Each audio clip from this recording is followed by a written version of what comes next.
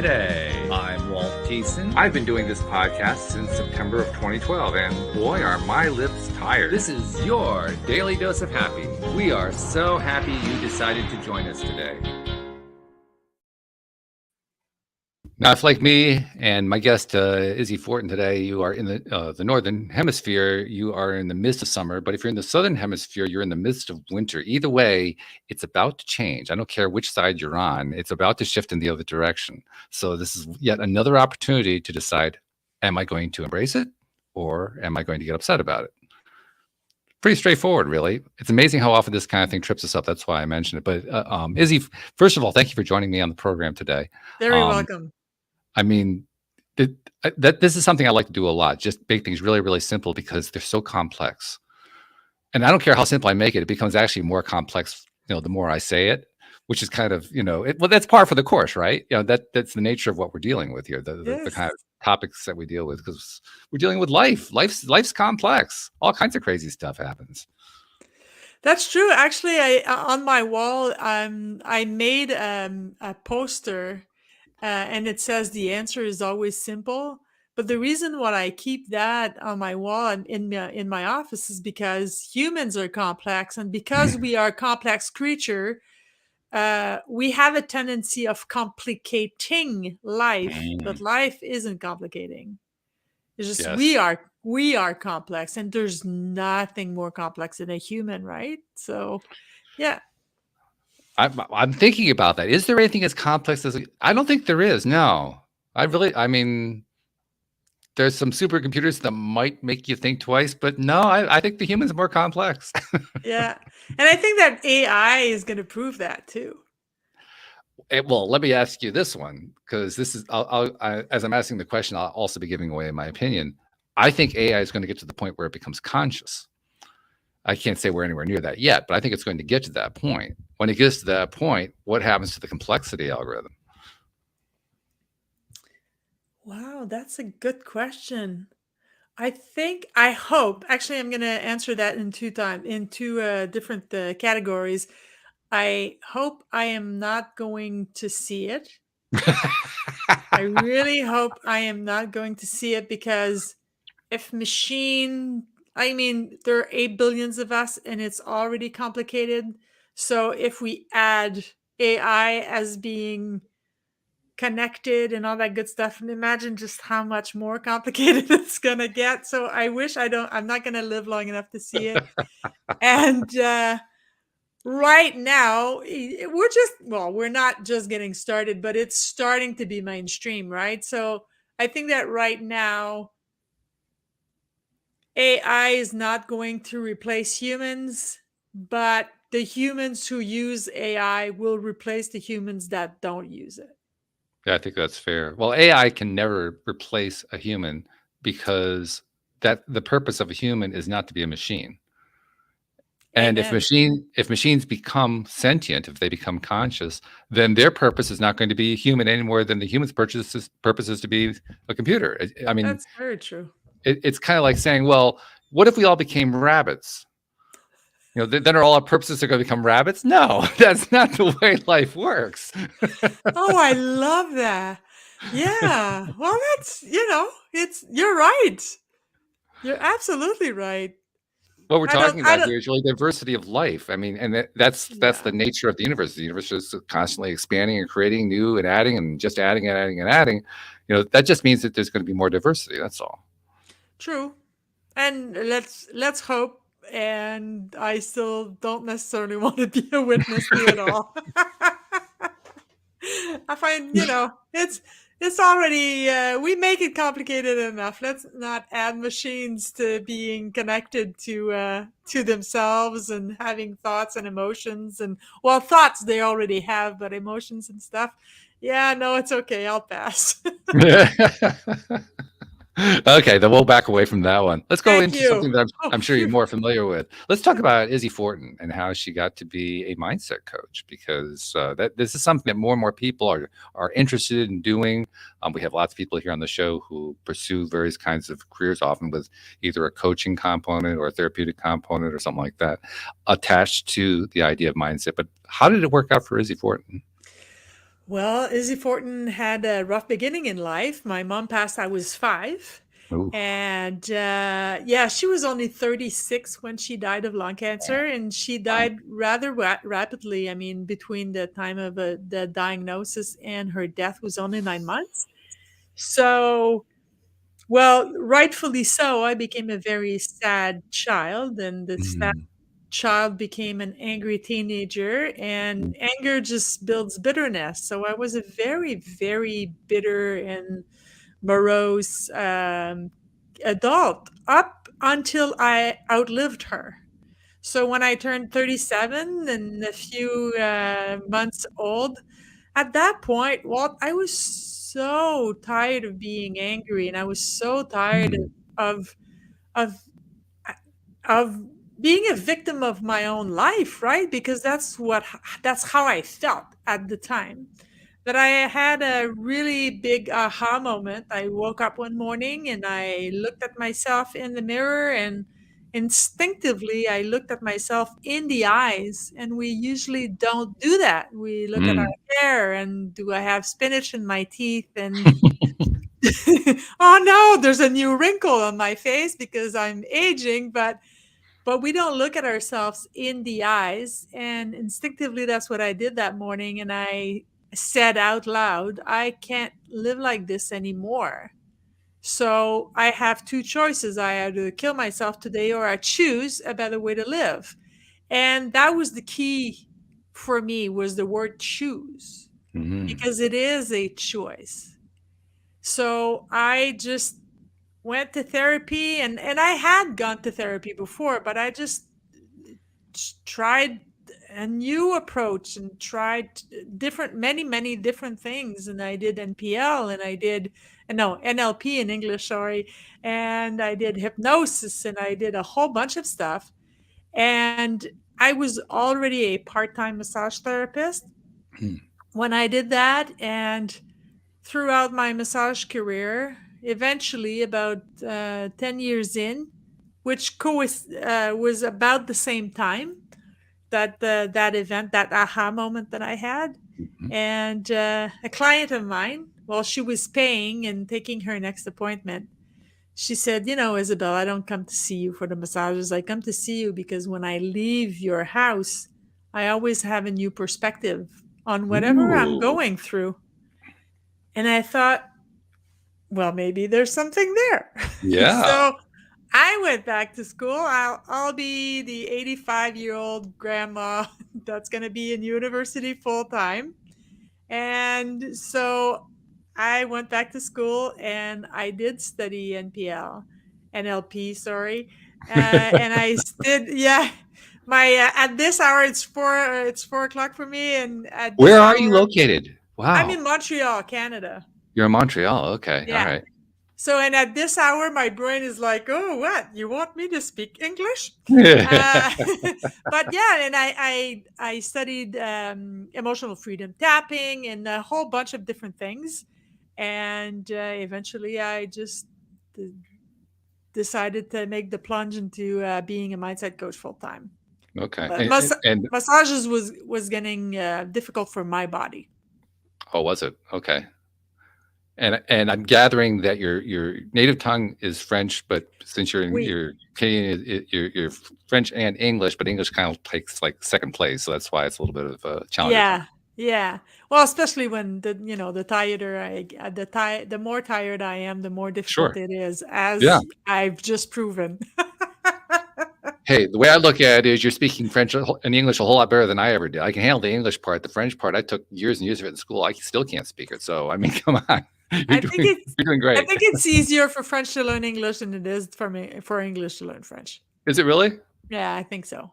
Okay. Because the feminine and the masculine. So why is a chair feminine and a table? I never knew Well, that one, actually. I never yeah, figured that part out. yeah. So, and you can have this two different words for the same item, but one word is going to be feminine and the other word is going to be masculine, but you're talking about the same item. So Okay. yeah, I think that's why it's easier to just learn English when you speak French. I like what you said earlier when you talked about how you looked into your own eyes, because you're right. We don't tend to do that. And it's an interesting variation on something that I've been fascinated by for quite some time, which is what happens when two people look into each other's eyes at the same time. I don't know if you've ever experimented with that. Um, Sean Aker, who's one of the leading positive psychologists, talks about how if you have two people who do that and one tries to maintain a straight face while the other person just throws as much love into their look as they possibly can, the other person breaks into a smile in about 10 to 20 seconds. They just can't help themselves because of the power of that gaze. But what happens when you're looking into your own eyes in a mirror? Well, everything that you're doing as you're looking into your own eyes is magnified. Yes. And on that And day that you were talking about, your eyes magnified in a way they hadn't magnified before. I'm guessing that's what it sounds like to me. yeah, and I've been doing it every morning since. Really? Yeah. So I'm 51 now, so that's 14 years now. And yeah, I've been doing that every single morning. It's part of my morning routine. Brush my teeth, brush my hair, wash my face, whatever. And whatever I am done with the morning hygiene routine, because then there's meditation and exercise and all that good stuff. But once I'm done with the hygiene part, I looked at myself in the eyes and I do 5 really deep breath while looking, and I stare at myself in the eyes. And on every exhale, I say something nice to myself in the present tense. What do you see when you see yourself in the eyes? For the first time on that day, when I was 37, for the first time, I saw the broken kid that I was, because Mm, that's what I was. Even though my body was 37, I was still this broken little Isabel that mom just died. And that's why the womb was so fresh, right? Because it hadn't healed. I had not provided the right ingredient for it to heal. mm, But for me at the time, like, I'm not mad at myself anymore. I'm just happy that I actually saw and chose a better way. mm, Because for me, it was much easier to deal with anger than it was to deal with sadness. mm, So when we create patterns as humans, we tend to be hard on the patterns that we've created. It's like, oh yes. yeah, but I always do that to myself, and I'm this and I'm that and I'm this and I'm that. Well, first of all, what good does that do? And the second is, when you did create that pattern, it was because it was the best thing for you at the time. Mm, So on that day, I just recognized the 5-year old broken-hearted little girl that part of me was still was, and I just embraced her and said, you know what, I'm going to take care of you. So now I don't need to take care of the little Isabel because she's grown up, but at that time there was like 2 different Isabel. So I recognized her, but it wasn't until she was healed that I could become who I am now. It would have been impossible. that makes total sense. So when you look in the mirror now, what do you see now? I see the grown ass woman I am. Yeah, there we go. I see a woman that's fearless, and I am fearless. I see a woman that is unapologetically who she is. Mm, And it's not about ego. It really isn't, because if somebody doesn't like me, that's okay. There are 8 billion people on this planet. I don't need to be the cup of tea for everyone. I have to be comfortable with me. And I have to go out of my day. At the end of the day, I ask myself, what did I do today that I am proud of myself for doing? mm. And if I can succeed at having at least one thing I'm proud of, I've that was a great day. And then I get to do it all over again if I'm lucky. That's really interesting that you chose to discover what it is you were proud of. I mean, there are lots of different things you could do. There are many similar modalities, similar practices people do. I've engaged myself in finding things that I'm appreciative of, for instance. But finding things that you're proud of, that's a really interesting choice. How did you come to that one? I did a 21-day breakthrough challenge, and a long time ago. And the speaker said, find one word. Find your word. What is the word that you want to be? Like at the end of the day, you want to be recognized for that, and make that word a verb. And I chose proud because I find that, and it goes with the law of attraction too, because I find that if I do, we do a lot of things during one day, right? So if I Mhm. do at least one thing that I am proud of myself for doing, then I know that I am working for the for me in the future, for that person that I'm going to be in 5 days, 17 years. It doesn't matter anything in between, who I am going to be tomorrow. Right. Because we do change. Thank God for that. We do Yeah. change. So if I only go after the instant gratification, and if I drag my feet and I eat as many potato chips as I want, and then what I do is I'm punishing my future self, because she's going to have to deal with what I've created. So if at least there's one thing during the day that I am actually proud of, then I know that I've worked for her. And I try to do as many things for her as I can. And that's how I get to where I am. That makes total sense. Isn't it interesting how instant gratification is almost never gratifying? It never is. It never Well, is. I was being polite about it by saying almost, but maybe it's never. I don't know. Yeah. Well, maybe I'm a little bit more radical. But it's true, though. I mean, we do these things, and I've done them as much as anybody else. Of That course. instant gratification thing, just to kind of mask some pain or cover some frustration or something like that. It never makes anything better. No. And we punish ourselves for it. We punish ourselves by doing it, and we punish ourselves for having done it. Like we do it in 2 tenths. Right? If you eat, I love potato chips. You have no idea how much. If there was an addiction to potato chips, I'd be the first one in line for the AC or APC. I don't know how we would call it, but the AA of potato chips. But I feel good when it's in my mouth. I feel crappy that I did it, and I feel crappy because I did it. Does that make sense? Total Okay. sense. Oh yeah. Okay, wonderful. I didn't know if it was my English or if it was Hey, you're not the only one. I routinely, not routinely, I shouldn't say that. There are times when I'm not sure where to take a conversation. It doesn't happen very often because most of the time, just based on what my guest or what co-hosts, because I usually have co-hosts, are saying, usually just leads to something automatically. But every once in a while, I get to a point where I just can't think of anything. And the first time that I actually tried to kind of wing it off of that was shortly after we'd had a number of different conversations with different people about tapping into your intuition, channeling, things like that. And I was convinced I'd never been able to do it. I never would be able to do it. But on that particular day, nothing was coming to mind. So I said, well, let's try it now because I don't know what else to do. We're live. We got to do something, So I opened my mouth, and about 2 seconds later, it seemed like 20, but about 2 seconds later, something came out. And I really wasn't sure what I said.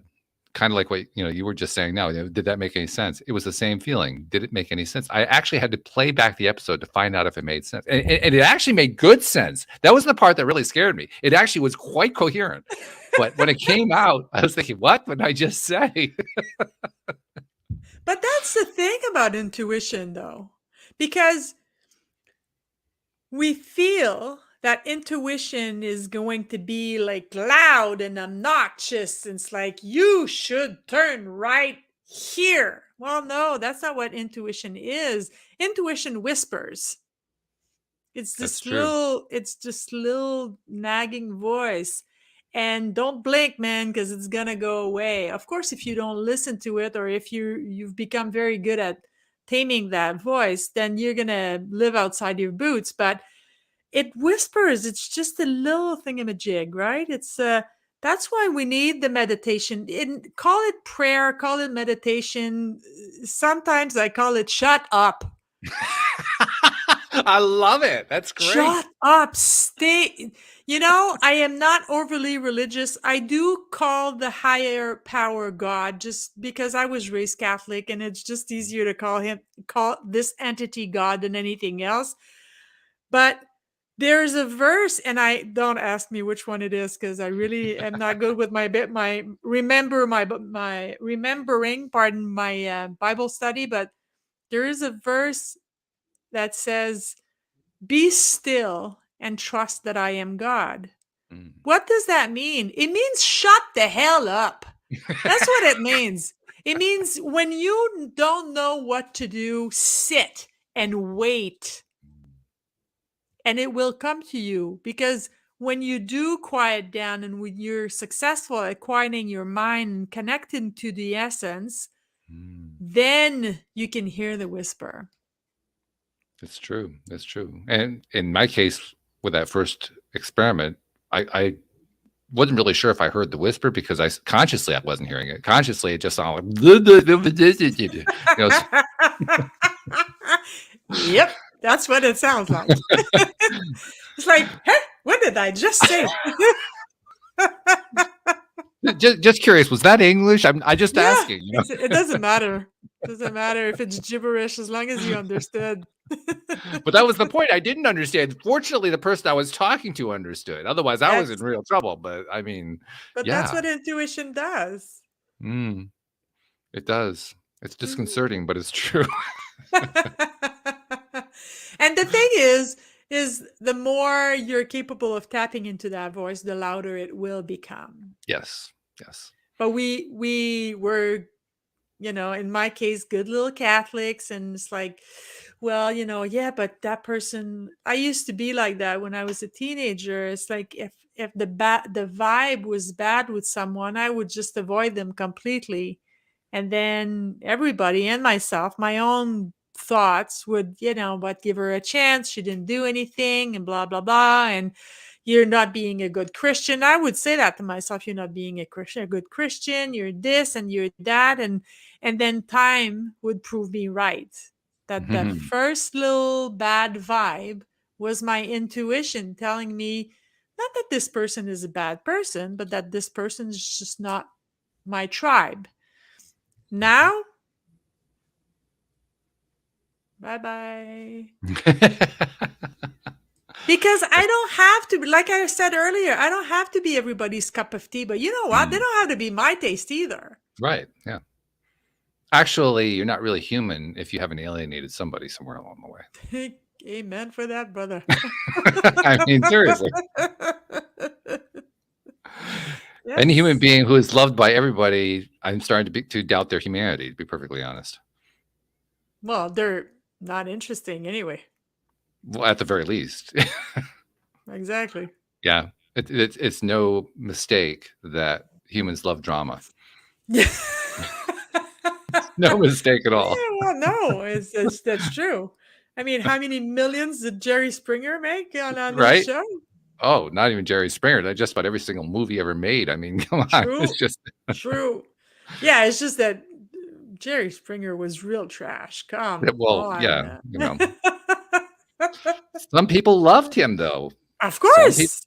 Some people loved him, you know. Of course. And I'm not bashing Jerry Springer. I'm really not. It's just it was just actually to make the point that humans, we like the drama. We do. Sometimes often to our detriment. Yeah. Most of the time. But that's actually one of the most interesting phenomena, though, because I was telling you before we got started, you know, all the who's and whys and what fors about why I started the podcast. And of course, one of the things that I learned over time was the value of all this craziness that we go through. The value of things that we don't like and what we learn from them and so forth. And it's one of those things. There's a line from the Apple TV series Ted Lasso that I really enjoy. The line says, "The truth will set you free, but first it will piss you off." Yeah, I've posted that on social media before. Did you? Okay, yeah. It's a great line. It says it beautifully. Of course. Yeah, of course. It will set you free, but yeah, it's going to piss you off first. And in the process of pissing you off, you're basically being challenged to appreciate something you really do not want to appreciate? I think that the reason is because we get attached to how we get to what we want. Mm. I think that what messes up humans the most is not their actual life, but their image of what life should be. Mm-hmm. Yeah, good. I was like that. I Yeah. should be married by this age and I should Mm-hmm. have kids and I should Mm-hmm. own my house by now. And then, we play the comparison game, never knowing what the others are actually going through and what looks perfect for them.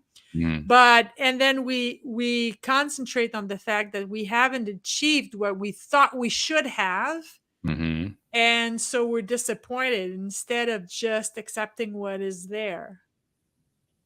Yeah. And Well, we messes ourselves up with that. we do.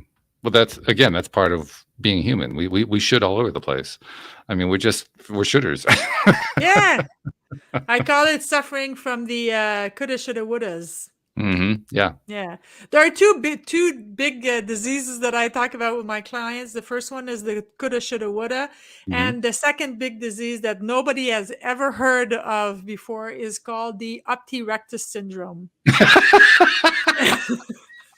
So, the opti rectus syndrome is when your optic nerve is connected to your rectum, and Uh-huh. all you see is shit. That's Yeah. the opti rectus syndrome. Okay. Well named, I might say. Thank you. That was me. That was all me. And now you can tell what kind of coach I am. Yeah. So, Yeah. guys, Well, if you want someone very, very serious who's never going to laugh, please hire someone just else. hire somebody else. Yes. I'm sure you have recommendations you can make, but yes. Oh, yeah. Yeah, no, just refer those away. Well, I love the approach because, I mean, like you saw on the intro, the subtitle of the program is Your Daily Dose of Happy. And the reason I subtitled it that way, I didn't do that from the beginning. It was about 4 or 5 years in that I did that. But the reason I did that was I'd reached a sort of an inflection point where, after the first 400 or 500 episodes of Law of Attraction, you've pretty much covered it. He's like, what else are you going to say about this thing? Right? And so but I wanted to justify keeping it going. You asked how long, I've been doing it. And I was telling you before we got going, it's going to be 11 years in September. And I was enjoying it so much. It was a surprise. I didn't realize I was going to enjoy doing the podcast so much. So my first reason got resolved, and my new reason became that I loved it so much. And I was trying to figure out, well, all right, if I'm going to take this beyond LOA, whatever beyond is, what am I going to focus on?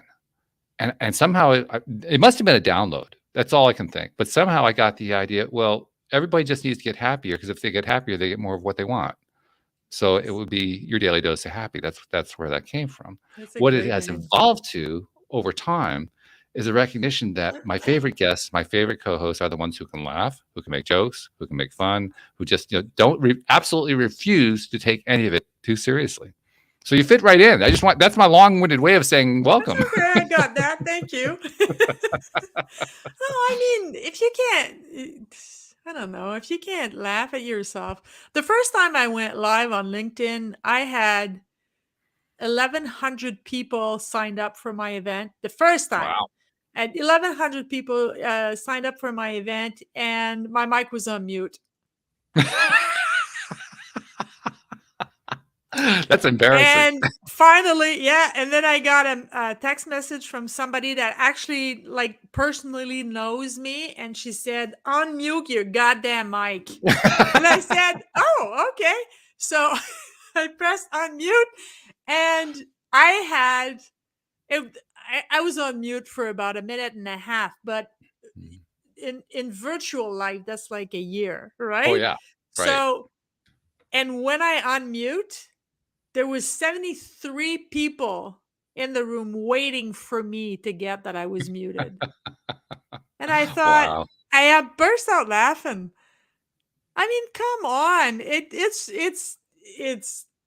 a little bit ridiculous, but nobody died. I didn't get a cancer diagnosis. My like it's not the end of the world. No. You just say, hey, listen, I'm a dumbass and I forgot to unmute.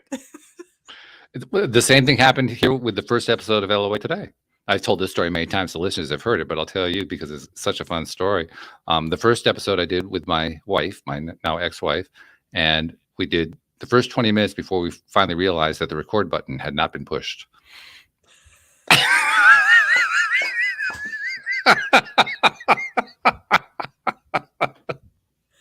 So if you can find the episode, when you play the first episode, it starts off with, now we're live for the first time here on LOA Today. And that's fine. It doesn't matter. Nobody died. Nobody died. Nope. Exactly. There's I an think perhaps- expression. There's an expression in French that says, if you're not worth a laugh, you're not worth anything. Ooh, I like that. Yeah, that's very good. It's a good way to maintain balance too. Of course, it's not that serious. Nobody comes out of it alive, so you might as well enjoy the ride. Seriously, don't take it seriously. Yeah, exactly. Exactly. It's so funny because as soon as I turned 37, well, it wasn't instantly, but one of the things that, like, I was 100% convinced I was going to die at 36, right? So, which makes no sense, but well, it's now that understandable. I mean, your mom passed away, so I mean, there's an obvious thing there. Yeah, but sure. My dad is 84, and right. Yeah. So, but it's very common when children lose a parent or both parents at a certain age. They think they're gonna live up to that age, and that's it. So, when I turned 37, I thought, okay, so I get a bonus. Okay, that's a good way So to look at it. I'm living in the bonus zone. So whatever, every year that I get to celebrate a birthday, I go, wow, I was granted 365 other days. That's wonderful. Yeah. So let's see how long that's gonna last, and then I start the next year. That's a really cool way to do appreciation, by the way. Oh, gratitude is a big thing for me.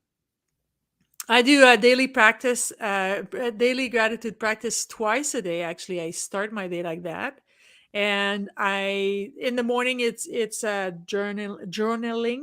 Is that how we say it? Journaling. That is correct. Journaling. So yes.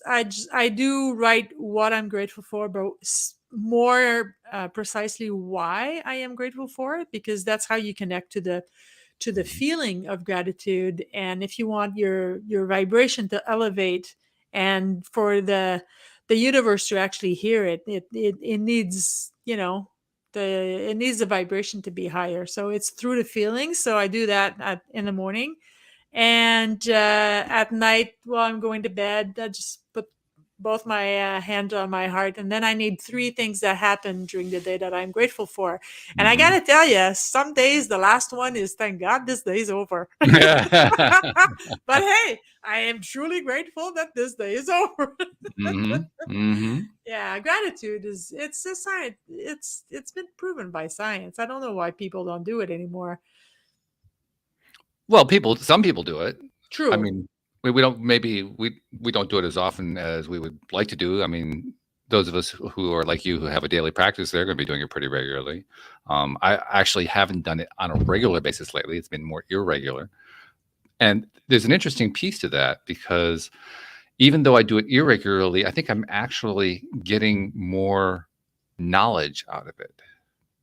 By knowledge, I mean, I get, every time that I am expressing some form of gratitude or appreciation, I get a sort of a boost in vibration, like you were talking about. And every time that I don't get it. I don't get that boost in vibration. And the more that I get, the evidence that follows each of those, either boost or non-boost, keeps reinforcing for me the value of getting the boost versus the, shall we call it, inverse value of not getting the boost. I understand what you mean. Yeah, I understand what you mean. I can't I can't not do it.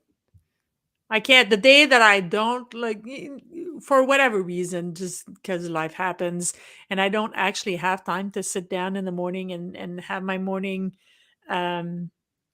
journaling session, if we want to call it that, for the rest of the day, I, it's like this And at the end of the day, I'll go, oh, man, I forgot to, or I didn't have Mhm. time to.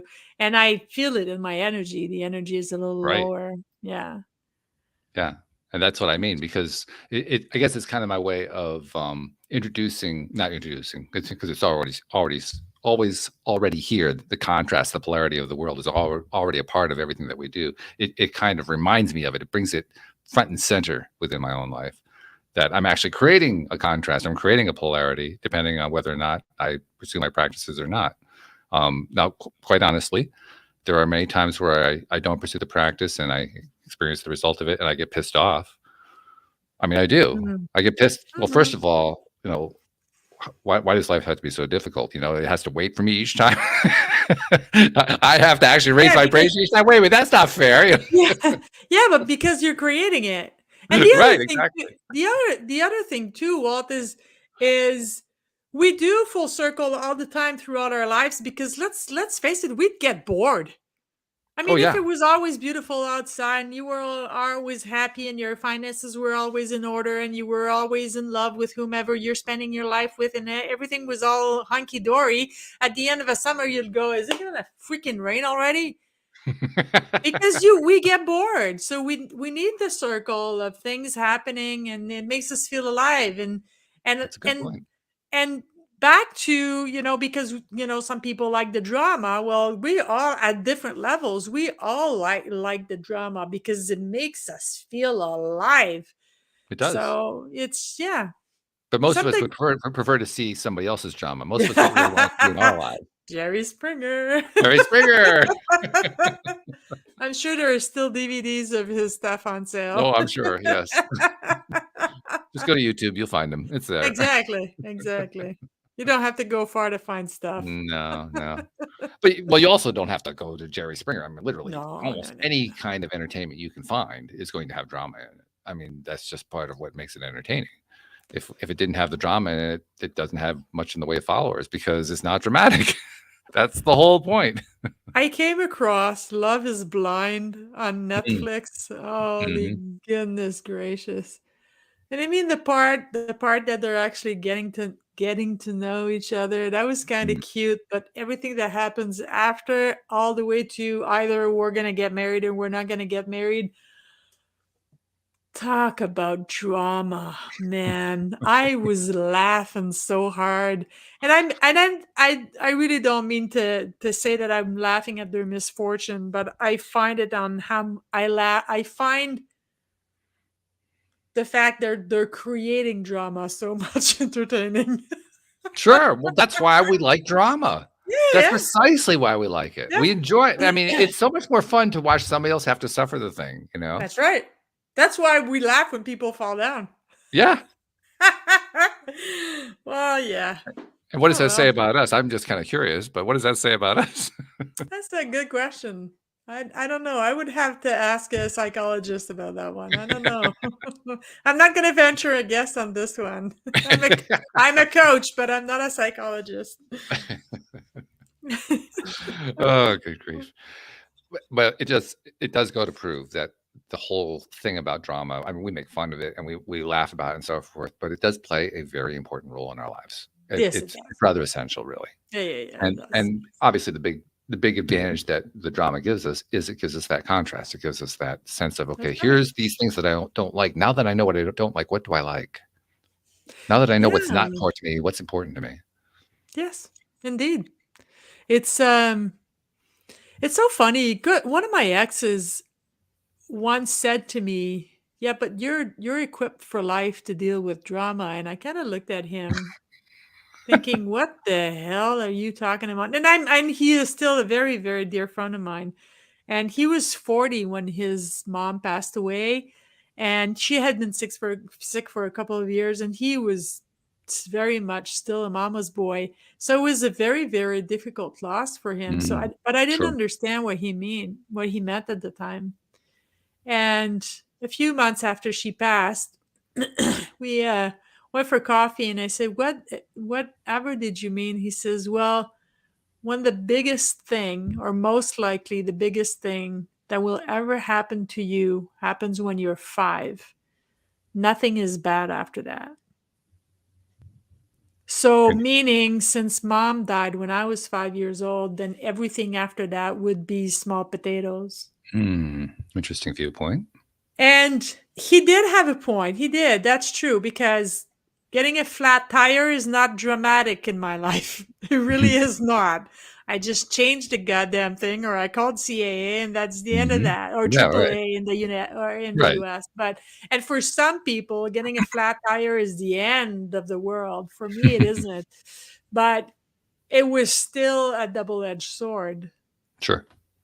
So yes, there are certain things that people find dramatic that I laugh at, but there was still a drag to becoming who I am. I had to fight to become who I am and to decide that Mm, I deserved being happy. Because I remember, like, I was I'm still the youngest of three, but like my brother didn't react that way, and my sister didn't react that way. And my dad remarried, and I remember feeling resentment towards them because mm. how dare they carry on with their lives? Oh, How yeah. dare they be happy? What, they didn't love mom? But no, it was just they were most likely because of age. My sister was 11 and my brother was 9, but most likely because of that, they were better equipped to know that even if they were deeply affected, there's nothing they could do. They would just their priority was to live their lives because they knew how short it could be. Me, I didn't do that. I kind of unconsciously decided that it was my duty to live her life. So Mm, I did what I thought she would do, but I mm, couldn't. That wasn't my life. And we were very different people. So, yeah, we just but it's still I'm coming full circle to what I said earlier. It's what screws us up in life is what we think it should be hmm. instead of accepting what is. Yeah. One of the things that often, how do I want to describe it? It captures my attention and again pisses me off a little bit is that whenever because I do it as much as anybody else. That's the part that pisses me off. But we have this tendency to say something about somebody else, and in the process of saying that something about somebody else, we're really projecting on them. So I might be saying, "Well, you're so judgmental," and what I really mean is, I'm feeling very judgmental right now. Or I'm feeling judged right now. Or either, yeah, either one. It could be. It does well. Even if you're feeling judged, you're still being judgmental. I mean, Yes. it's like part of it. I mean, it's just Yeah. part of the whole thing. Uh, the whole projection thing. When I first heard that concept from a psychologist, and I don't remember which psychologist I read about it, but when I first heard that concept, I thought to myself, "Well, yeah, what makes that such a special concept? Doesn't everybody do that?" Because that's what it seemed like. Everybody does that all the time. And then I came to realize, well, yeah, everybody does do it all the time. That's why it's a psychological concept. Oh, okay, I get it Yeah. now. Yeah, and we tend to take other people's lives personally. Yeah. I don't drink alcohol. I was never an alcoholic. I didn't do the 12 step. I didn't have a drinking problem. I did drink a lot when I was in the military, but that comes with the job, or I did at the time when I joined in 1989, but I don't drink alcohol. How many times do you think I have to reiterate the fact that I don't want a glass of wine? Because people don't want to drink alone. So if there's just the two of us at the dinner table at the restaurant, are you sure you're not going to have a glass of wine? They're very insistent. Yeah, but would you like beer instead? No, I don't drink alcohol. And people feel, and I'm generalizing, but most of the time people feel like I am refusing or I'm pushing them away. It's not about them, Mhm, it's about me. I don't drink mhm, alcohol. It's me. I'm just telling you where the boundary is. So, but we do that on every single level of our lives, right? Somebody says something and we're offended. It's mhm. just, yeah, yeah, but that goes along, that goes against my values. Okay, but these are your values. I'm talking about my life. Yeah. I don't have to live my life by your values. I have to live my life by my values, and mine, I'm allowed to differ from yours. So there's how am I going to say this in English? Because I really don't know. Well, make it up as you go along. That's what I usually do. So Les quatre accords Toltec, the Toltecs for, I don't know. I'm going to look it up and send it to you so you can okay, actually write it in the show notes. okay. But it's a book about the four codes like to live by. And the first one is so that your speech is true, so that what you choose to share with the world, make it the truth. And the second is stop taking other people's lives personally. Because it's not about you. It's about them. They're talking about them. And we all do it. Sure. We all do it. The salesperson is talking about his product instead of listening to you as to what you need. And the people that are very good at business have become very good at listening to what they want from him or her. Sure. Because it's not about them. Yeah, it's very true. It's very true. I was thinking about, I don't watch a lot of television, but lately I've watched a little bit more than I normally do. And picked up a couple of series on, I forget what, I think Apple TV and I don't know, Amazon Prime, something. I don't remember where I saw stuff, but I watched a couple of these series, and I'm always most interested in character development. In other words, how real are the characters? Do I believe that they are real human beings? You know, can I suspend that disbelief as they talk about it? And if I can't suspend it, then I move on to the next series because I'm just not interested. But if they have me enough where I believe in the characters, then I start paying attention to the interaction. And I don't remember which series it was, but there was one series I watched a few episodes of. It was amazing to me. Literally every exchange between the characters was about this character projecting his stuff on that character and that character projecting their stuff back on this character over and over. I mean, every single word. Well, that's true, but I mean, this is a case study, right? I had it condensed down to a little TV series. Oh, that's funny. Oh, I'm going to use that line. Okay, good. I won't even give you credit for it. Steal it away. That's fine. Thank you. At least I told you. Yeah, but in some level, we all do that. Yeah. It's so funny because recently I have a business coach. I have many coaches, but I have a business coach. And I was telling her, okay, but I want to do this and I want to do that and I want to do this and I want to do this. And we're in Zoom and she's looking at me and she's being very quiet. And then she's like 20 years my junior. And which is okay. I chose her. So obviously I trusted her and she's waiting for me to be done. And when I was done, I kind of looked at her and she said, and you think you decide what the hell your business is about? She said, no, they get to tell you what they want from you.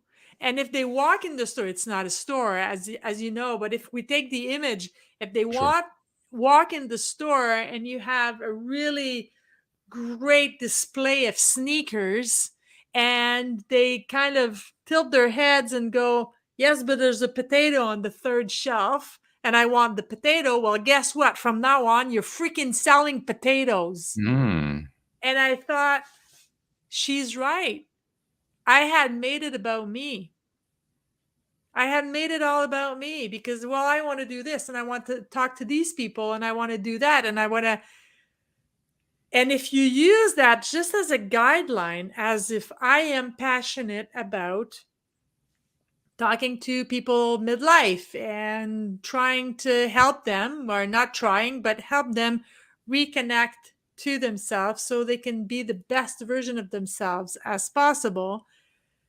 Well, if you do events or podcasts like you're doing right now, and in your audio room, the only people that are there and that are staying from one event to the next are men in their 20s, change the narrative because you're officially now talking to men in their 20s. That's right. Because they get to choose who they deal with.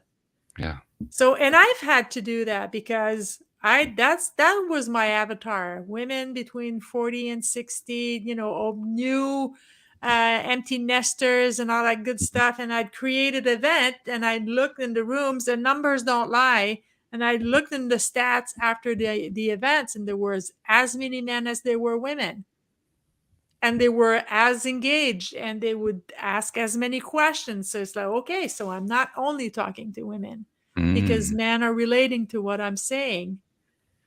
So we get to have a guideline of what kind of service we want to be to the world, but who needs that service? Yeah, that's none of our business.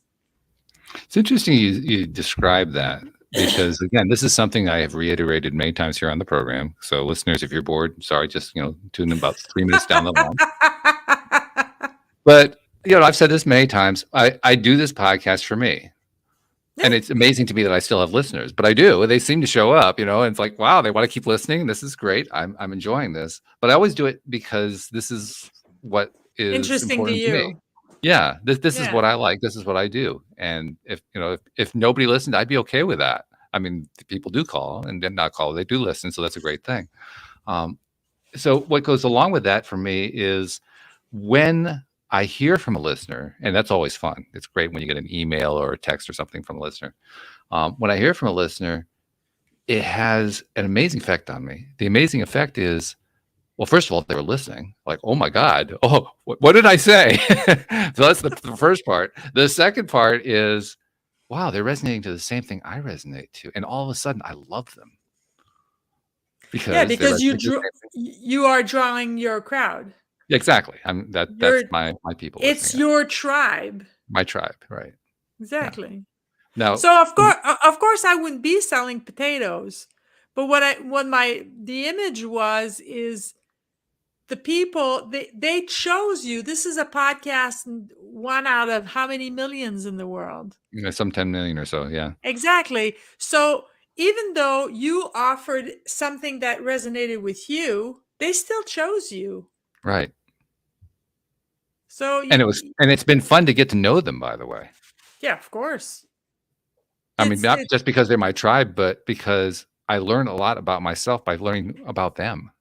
It's so funny because yesterday I can't remember who it is. Please forgive me, and somebody said, it was on YouTube.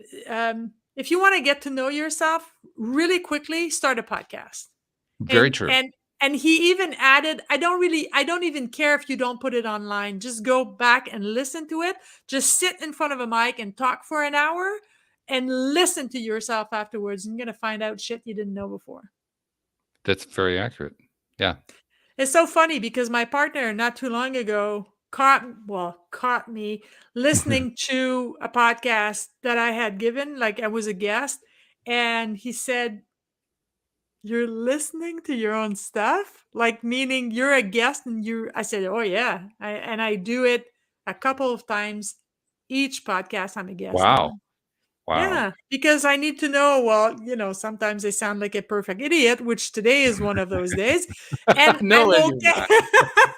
And I'm okay with that, but I need to know, what am I saying about myself? And there are some really great interviews that people are going to ask me a question. I'm going to go, holy crap, hang on. I have to think about that one. The other day, I'm a mindset coach. The other day, a podcast host asked me, if you had to explain to a class of third graders what you do for a living, how would you describe it? I didn't have the answer. How do you explain mindset to third graders? Are you asking me? No. Oh, okay. But you can answer. I would love to hear well, your answer. I'm happy to answer. I mean, it just depends on what you're asking. That's all. Okay. Go ahead. It's really, from my perspective, it's very simple. What do you give your attention to? That's what you're getting more of. Your mindset is what you're paying attention to. But for me, that question, first of all, it threw me for a loop. But second of all, it made me not question, but redefine my purpose. Because it got me to tap into, okay, but why am I a mindset coach? Ah, now there's a question. Why do I want to help people with their mindset?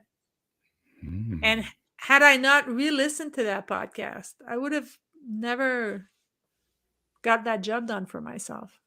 Did you come up with an answer? On the spot, I think that what I answered was I helped your parents be happier. You help Because your when you parents. connect, yeah, because my avatar was between, at the time, avatar was between 40 and 60. Okay. So yeah, I help your parents be happier. Okay. That's not how I would answer it. How would you answer it now? I think that I would say I I help them be a better friend to themselves. Ooh, that's good. I like that. Because third graders know what a friend is. Right. Everything else is a vague concept. Mm-hmm. Very, Yeah. very good. You know, as so often happens, we get into these conversations. Sometimes we go down rabbit holes, we go off on tangents. So we have all these fun, and then I look at the clock and, oh my God, the Yes. hour's gone. What I happened? know. I have no idea. I can The, talk you an earful, Walt. the thing that amazes me is that that's practically every episode. That's You, wonderful. I've done almost 2,000 episodes. You would think at some point I would make the connection, like, oh yeah, the time's going to run out real soon. Get to the point. You know? No, that means you're present in the moment, and Yeah, that's wonderful. yeah. That's what it means. That's what I'm getting from this. It's exactly what I get from it. I mean, we were Okay. talking about that earlier. I get this amazing energy boost just by talking to wonderful people like you. So thank you for the energy Oh, boost. Thank you for the daily dose of happy. That's really cool. hey, anytime you can invite me any day of the week. You got to give us a little information though before we let you go here, because you told us earlier, you know, we can check out your website and so forth. Is that the best way to find you? I mean, if somebody wants to talk to you, maybe they're considering, you know, trying to engage you as a coach. What's the best way to reach out to you? The two best ways is either on my website, which is izzyfortin.com, or on LinkedIn, which is Isabel Fortin. You check this chick with a big smile and the gray hair, and that would be me. Okay, all right, that's fair enough. And then the last thing I like to do every time that I have a guest, because you're just like every other guest in the sense that you love to give, Yeah. and it comes through. It has been, you know, radiantly true throughout this entire interview. So yeah, it's there in a big way. Givers create a lot of content. You appear on podcasts, maybe you write articles, maybe you write books. I know you're in the middle of writing a book. There are lots of different ways that people who give reach out to other people, and those ways get consumed by a lot of people that they've never met and they never see and they never will see and they never will meet, and we kind of skip over that. So I like to kind of throw a monkey wrench into that and say, on behalf of those people you've never met and you've never seen, thank you for what you've been doing, because you're making a Oh, difference in this world. thank you. That's very sweet. I'm very blessed though, because people are very appreciative and show their appreciation in my life, and I like that. It's the fuel, to keep me encouraged and to know that I'm on the Yeah. right path. Isn't it nice that it's reciprocal? You give to them and they give back to you. Yeah. I'm surrounded by so many great people. It's not even funny. Well, it is funny. That's why we laugh at it. But Yeah, well, no, I'm very blessed. I really am blessed. that's fabulous. Well, I we've been blessed very appreciate much by having you here on the show. Thank you so much for sharing with us. And that includes all the little foibles that you're going to listen to later on and say, well, yeah, I wish I'd done that differently. No, they were great. Every single one of them. No, today I really struggled with the English, as I even, had a hard time saying that sentence. But the fact is, that's what makes these kinds. I usually go through. There are a lot of people who do podcasts, and then they either will do it themselves or they're hiring an editor to get rid of all the little glitches. And I Yeah. used to do that until I finally realized I was editing all the life out of the show. Yeah. Interesting thing happened, by the way. This was like around year 3 or 4 that I recognized this, and I didn't have much of a following at that point. The moment that I changed that, within like a 3 or 4 month period, just took off. You ever listen to the podcast Smartless? I don't know that one. Okay, so Smartless is started with the pandemic. It's the three actors. It's Sean Hayes, Jason Bateman, and Will Arnett, and they Okay. are three friends in life, and they decided to meet once a week, and one of the three invites a guest that the other two don't know about, and then Okay. they talk shit for about an hour. Okay. And they started it just because they missed each other because it was the pandemic and they couldn't see each other. They just sold for $80 million. Whoa. You know, Whoa. it's just through three friends shooting the shit. It really is.